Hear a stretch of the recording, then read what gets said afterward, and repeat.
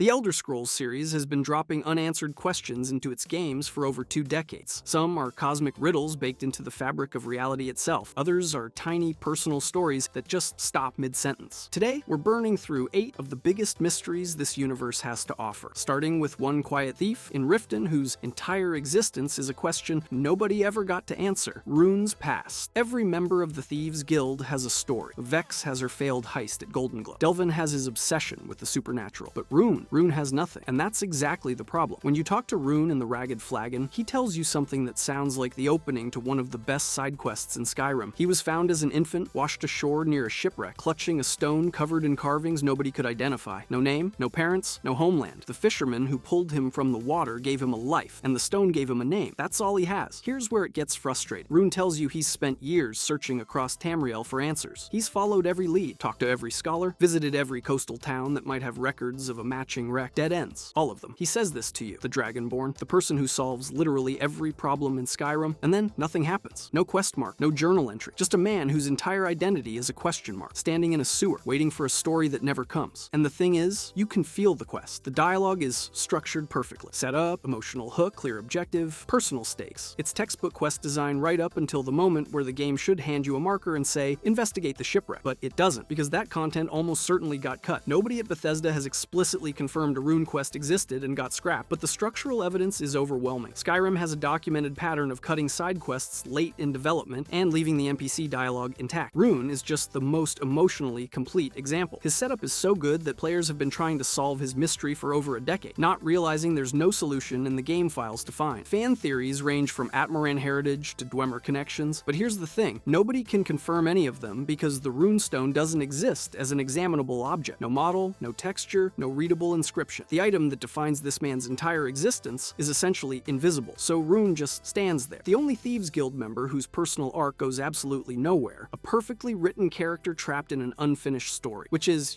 not ideal. But if one missing backstory is frustrating, wait until you hear about 5 mysterious jars that drove the entire Skyrim community insane for years. The bug jars? This one is genuinely funny because the Elder Scrolls community built an entire conspiracy theory around what turned out to be a rejected pitch meeting. Scattered across Skyrim, in seemingly deliberate locations, you can find a set of unique jars. Each contains a specific insect, a butterfly, a bee, a moth, a torchbug, a dragonfly, and each jar has strange symbols etched into the lid. They're not tied to any quest. No NPC mentions them. No book references them. They just exist. Now, if you're a normal person, you pick one up, go, huh, neat, and move on. But if you're an Elder Scrolls fan, you see unique models with mysterious inscriptions, and you think this is a code, which is a completely reasonable assumption. And so the theories began. Players treated the lid inscriptions as a cipher. Some decoded them as Daedric's script. Others mapped them as constellation patterns. A few were convinced they were ritual components for necromancy or Daedric worship. The bug in a jar conspiracy became a minor internet phenomenon, with Achievement Hunter calling it the biggest conspiracy in the history of gaming. The community's logic was airtight. Why would an artist create 5 unique insect models, each in a bespoke jar with handcrafted symbols on the lid scattered across the map in specific locations? If they didn't mean something, you don't make custom assets for decoration. Every unique model costs time and money. Turns out, yeah, sometimes you do. A Skyrim developer later confirmed what happened. An artist created the assets as part of a sick master plan for a mechanic that was pitched internally. The design team said no, and because nobody removed the finished art from the game world, the jars just stayed there, meaning absolutely nothing. The symbols were never integrated into any scripting logic. No disabled quest exists in the game data. No trigger, no variable, no hidden flag. They're dead art assets. Remnants of a cut idea that never even made it past the concept phase. The jars are the gaming equivalent of finding a sticky note in an empty office that says, what if we did something cool here and then nobody did? This is a textbook case of fan pattern recognition meeting orphaned content. The community saw meaning because Bethesda has a genuine history of hiding secrets, but not everything means something. Sometimes an artist makes a cool thing, the team says nah, and nobody deletes it. The bug jars taught Elder Scrolls fans a valuable lesson. Sometimes the most interesting looking details in a world are just ghosts of meetings that went nowhere. But if you think a conspiracy about bugs is strange, wait until you meet a fully armored warrior who appears at level 80 and politely asks you to kill him. The Ebony Warrior. You hit level 80 in Skyrim and a man in full ebony armor walks up to you in the middle of a city. No quest marker led you to him. No NPC mentioned his name. He just appears like he's been waiting. And what he says is genuinely unsettling. He tells you he's done everything, killed everything, helped everyone, and now he wants to die. Not out of despair, exactly. He wants you to kill him in honorable combat so he can enter Sovngarde. That's his entire request. Send me to the warrior after afterlife. You're the only one strong enough to do it. Here's where it gets weird. He's a Redguard. Sovngarde is the Nordic afterlife, reserved for those who die gloriously in battle. It's not his culture's paradise. So either he's abandoned his own people's beliefs entirely, or he knows something about the metaphysics of Tamriel that we don't. Nobody in the game comments on it. In combat, he uses unrelenting force, a Thuum, which immediately made the community lose its collective mind because that's the Dragonborn's whole thing. The popular theory, he's a Dragonborn too. But here's the thing, the Greybeards aren't Dragonborn. Ulfric Stormcloak learned the voice through years of training. You don't need dragon blood to shout, you just need decades of devotion. So the Dragonborn theory sounds good, but crumbles under basic lore scrutiny. The spicier theory connects him to Raymond Ebonarm, an obscure Yokudan war deity from older Elder Scrolls material. Ebony armor, black sword, warrior champion archetype. The visual parallels are hard to ignore, but Skyrim never mentions Ebonarm by name. Not once. No books, no dialogue, no environmental clues. Compelling pattern matching with zero textual support. So what is he then? He's you. He's the player character at the end of the road. He beat every quest, cleared every dungeon, maxed every skill, and found nothing waiting for him at the top except emptiness. He's a mirror held up to the Dragonborn that says, this is what happens when the game runs out of content, but you're still alive. That's existential dread wearing ebony plate armor. He doesn't want answers or treasure or glory. He wants the one thing an invincible warrior can't give himself, an ending. And the fact that he has to seek out the only person in Skyrim capable of providing it means he's been alone with that emptiness for a very long time. Sometimes the scariest character in a game isn't a Daedric Prince or an Elder Dragon. Sometimes it's a guy who finished the game before you did and hated what he found on the other side. But if one warrior seeking death is unsettling, wait until you hear about the corpse that keeps ordering murders from inside a coffin. The Night Mother. There's a mummified corpse in a coffin that whispers the names of people it wants dead, and an entire guild of assassins just goes along with it. I don't know what to tell you. The Night Mother is the spiritual leader of the Dark Brotherhood, and depending on which game you're playing, she shows up different. In Oblivion, she's a spectral figure who addresses you directly. In Skyrim, she's a desiccated body in a sarcophagus, hauled around by Cicero like the world's most disturbing carry-on luggage, and her voice can only be heard by the listener. That's you, eventually. Lucky you. Within Brotherhood theology, she's the bride of Sithis, the primordial void itself, and the originator of the Black Sacrament. Someone performs the ritual. The Night Mother hears it. She whispers the name to the listener, and then somebody dies. Very efficient system for a dead woman in a box. But here's where it gets complicated. The most popular legend claims she was once a mortal woman, a member of the Morag Tong, the legal assassins guild operating under the Daedric Prince Mephala in Morrowind. According to this version, she murdered her own children as an offering to Sithis, was killed for it, and then elevated to divine status, which is, you know, not ideal. Now here's the part that keeps lore scholars up at night. Mephala's spheres of influence include plots, secrets, and murder. She's the patron deity of the Morag Tong. The Dark Brotherhood allegedly splintered off from the Morag Tong. So if the Night Mother redirected Mephala's murderous traditions into a new organization under a new name, then the entire Dark Brotherhood might be unknowingly worshipping a Daedric prince who's just wearing a different hat. Every assassin in every sanctuary across Tamriel, praying to Sithis, following the Night Mother's commands, believing they serve the Void. But the whole thing might just be Mephala running a rebranded franchise. The Brotherhood's own liturgy in both Oblivion and Skyrim emphasizes Sithis heavily and barely mentions Mephala at all. Either the Brotherhood successfully broke away from Mephala's influence and genuinely serves something else entirely, or they're so deep in the con they don't even recognize who's pulling the strings. The theology doesn't line up cleanly either way. And then there's the corpse itself. In Skyrim, you can stand next to the Night Mother's body. It's real, it's physical, it's extremely dead. So what is it? An antenna for some void entity to broadcast through, or the preserved remains of the original woman, sustained across centuries by divine power? The game never commits. Cicero hears her voice, you hear her voice, and the contracts she provides point to actual clients and actual targets. Something supernatural is happening, but whether that something is Sithis, Mephala in disguise, or the genuine ghost of a child-murdering cultist from thousands of years ago remains completely unresolved. The Night Mother isn't a mystery you solve. She's a mystery that gets worse the more you look at it. But if you think a theological identity crisis is unsettling, wait until an entire civilization vanishes overnight without leaving a single body behind. The Dwemer disappearance. This is the one. The mystery that even people who've never touched an Elder Scrolls game have probably heard about. An entire civilization, thousands of years old, with cities spanning from Morrowind to Hammerfell to Skyrim, just gone. Not dead, not migrated, not conquered. Gone. No bodies, no mass graves, no evidence of battle or plague or exodus. One moment they existed, the next they didn't. And their machines kept running without them, which is somehow the creepiest part. Here's what we know for certain. In the year 1E700, during the Battle of Red Mountain, the Dwemer vanished simultaneously across the entire continent of Tamriel. Every single one, at the exact same time. The trigger was High Craft Lord Kagranak, using his 3 legendary legendary tools, Keening, Sunder, and Wraithguard, on the heart of Lorkhan, the heart of a dead god buried deep beneath Red Mountain, being poked with specially designed metaphysical instruments by a race of hyper-intelligent atheist elves who thought they could build their own deity out of brass and stolen divinity. Because that's the thing people miss about the Dwemer. They weren't building a weapon. The Numidium wasn't a war machine. It was an attempt to manufacture godhood. The Dwemer looked at the divine, said we can do that better with engineering, and tried to brute force their way into becoming a new god. And either they succeeded in a way nobody on Nirn can perceive, or they failed so catastrophically that reality itself erased them from existence. The leading theory is that Kagranak's actions converted the entire Dwemer race into a new form of existence, possibly merging their collective souls into the Numidium itself. You don't leave a body behind if your entire physical form gets absorbed into a giant brass robot god,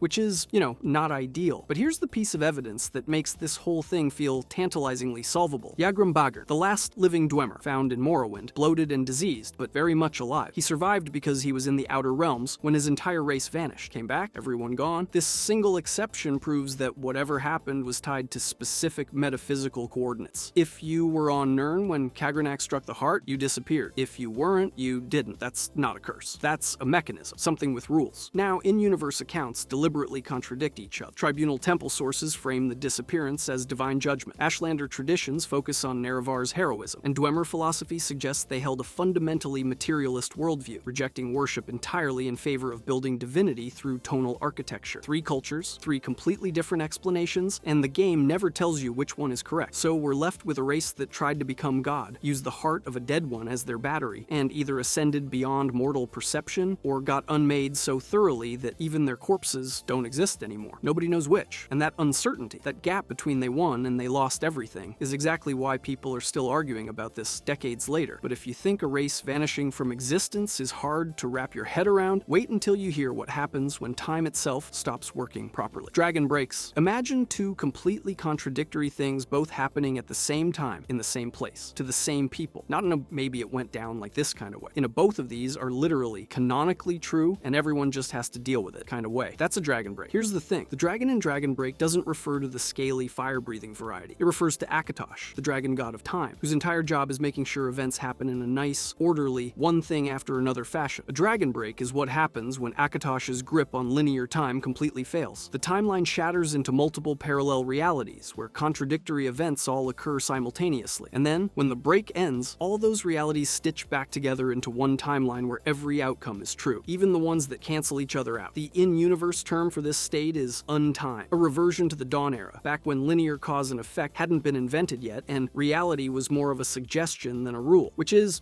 not ideal for the people living through it. The most famous example is the warp in the West, which happened at the end of the Elder Scrolls II. Daggerfall. The hero of Daggerfall activates Numidium, and this triggers a dragon break so severe that 6 to 8 factions all simultaneously win mutually exclusive endings. Daggerfall wins, Wayrest wins, Orsinium wins, the Empire wins, everyone wins. At the same time, with completely incompatible results, and then time just sort of reconnects. Post-warp, the Iliac Bay region went from 44 independent city-states to 4 major kingdoms overnight. The orcs suddenly have political legitimacy. Numidium is destroyed, and the contradictions explained away as after effects of the break. Cool, that's also a thing that happened, but here's where it gets genuinely clever. Dragon breaks aren't just a cosmological event. They're one of the most elegant pieces of game design philosophy ever created. Bethesda needed a way to handle the fact that Daggerfall had multiple endings, and every player chose a different one. So they invented a lore-friendly mechanism that says all your save files are canon. Every ending happened. Every choice was real. Time just figured it out later. It's a retcon tool dressed up as theology, and honestly, it's brilliant. Not everyone in universe buys it either. Some Imperial scholars straight up question whether time literally fractures or whether the accounts are allegorical exaggerations. There's an entire epistemic layer where characters within the world debate whether dragon breaks are real phenomena or just elaborate mythologizing by people who can't reconcile contradictory records. Even the people living in Tamriel aren't sure if their own timeline is stable. The triggers are always the same general category. Immensely powerful artifacts being used to mess with the fundamental architecture of reality. Numidium, the heart of Lorkhan. The Alessian Order's religious fervor during the Middle Dawn. Anything that touches the metaphysical foundations of Mundus hard enough can apparently crack Akatosh's hold on linear time. It's the kind of concept that makes you stare at a wall for 20 minutes thinking about what canon even means. But if the idea of time breaking sounds abstract and theoretical, wait until you hear about an artifact so powerful that an entire ancient order of mages removed it from reality, rather than let anyone figure out what it actually does. The Eye of Magnus. So during the College of Winterhold questline, you and some other apprentices apprentices are digging around beneath Saarthal, the oldest Nordic city in Skyrim, and you accidentally uncover a massive glowing orb of pure magical energy just sitting there underground, like it's been waiting, and the game treats this as a mid-tier college assignment, which is insane, because what you're standing next to might literally be a piece of a god. Here's what we know. The Eye of Magnus predates Ysgramor. It predates the Nords even being in Saarthal. Texts associated with the site imply that the ancient elves who attacked Saarthal during the Night of Tears didn't do it because of some territorial dispute. They did it specifically to seize the Eye. The entire Merethic-era conflict between Nords and Maiar may have been motivated not by racial hatred, but by control of this one artifact. That's not a college assignment. That's a world-defining strategic objective buried under a ruin. Now, the leading theory about what the Eye actually is. Magnus, the god of magic, helped design Mundus during creation, but then fled before it was completed, tearing a hole in reality as he left. That hole became the sun. The Eye, according to this theory, is a literal physical piece of Magnus himself, left behind when he escaped. You're not just looking at a big magic battery. You might be looking at divine remains. But there's a second theory that's arguably even more terrifying. Some lore discussions connect the Eye to the towers, those metaphysical constructs that stabilize the fabric of Mundus. White Gold Tower supports the Dragonfires. Adamantia anchors linear time. If the Eye is associated with a tower that hasn't been formally identified, then whoever controls it controls a pillar of reality itself. And here's where it gets politically ugly. Ancano, the Thalmor agent embedded at the college, tries to harness the Eye's power. The Thalmor's long-term goal is the unmaking of the mortal world. They want to return to a pure, ethereal state of existence. The Eye might be the tool to do it, but Ancano's experiment fails catastrophically, which tells you something important. Even the Thalmor don't fully understand what they're messing with. They know it's powerful. They can't control it. The strongest evidence that the Eye is something beyond comprehension comes from the Psijic Order. These are the most ancient, most secretive mages in Tamriel. They can freeze time during conversations, and their response to the Eye isn't to study it, isn't to lock it away, isn't to hand it to a more responsible institution. They remove it from Nirn entirely, gone, off the planet. When the most powerful mages in existence look at an object and decide the only safe option is to take it off the mortal plane completely, that tells you more than any lore book ever could. Whatever the Eye of Magnus is, whether it's a fragment of a god, a tower stone, or something else entirely, it's one of the most significant objects to ever appear in an Elder Scrolls game. And you found it on a field trip. But if you think a mysterious divine artifact is confusing, wait until we talk about the god it might have come from, and why nobody in Tamriel can agree on whether he's a hero, a villain, or something far worse. Lorkhan. Every mystery on this list connects back to one figure. The Dwemer vanished, trying to use his heart. Dragon breaks happened because of Numidium, which was built to harness his heart. The Tribunal became gods by tapping into his heart. Every single thread in this entire video leads back to one dead god whose corpse is literally the world you've been playing in across every Elder Scrolls game. Lorkhan is the most debated figure in all of Elder Scrolls theology, and he earned that title by being impossible to pin down. Here's what everyone agrees on. At the beginning of everything, Lorkhan convinced the original divine spirits, the Et'Ada, to create Mundus, the mortal plane. He talked them into pouring their power into building it, and in doing so, those spirits became diminished, trapped, mortal, and for that, the other gods ripped his heart out and hurled it down to Nirn, where it embedded itself beneath Red Mountain. That's the facts. Now here's where it gets complicated. If you ask the Altmer, Lorkhan is a villain, a trickster who deceived divine beings into a prison of flesh and limitation. Their entire worldview, and arguably the Thalmor's endgame across multiple games, revolves around undoing what he did, unmaking the world, returning to pure divine immortality. But if you ask humans, completely different story. The Nords call him Shor, the Imperials call him Shazar, and to them, he's a hero who made mortal life possible, who gave people the chance to struggle and transcend their limitations. In this version, mortality isn't a punishment, it's a gift, and neither perspective is confirmed as correct. The lore deliberately maintains this theological pluralism, two completely opposite interpretations of the same being, both supported by in-universe texts, both internally consistent, both irreconcilable with each other. But Lorkhan's influence doesn't stop at philosophy. His heart is the most consequential object in the entire franchise. Kagrenac built Numidium to harness it, and when he struck the heart with his tools, the entire Dwemer race blinked out of existence. The Tribunal used those same tools on that same heart to achieve godhood, ruling Morrowind for thousands of years. The Nerevarine prophecy exists because of the heart. The political structure of an entire province was shaped by one dead god's leftover organ. Some deeper lore texts hint at something stranger, that Lorkhan and Akatosh represent a cosmic duality, static order versus dynamic change, time versus creation. In this framework, Lorkhan isn't a discrete being with a biography you can write down. He's a personification of creation through sacrifice. The idea that something beautiful can only exist if something divine is willing to be destroyed to make it, which is,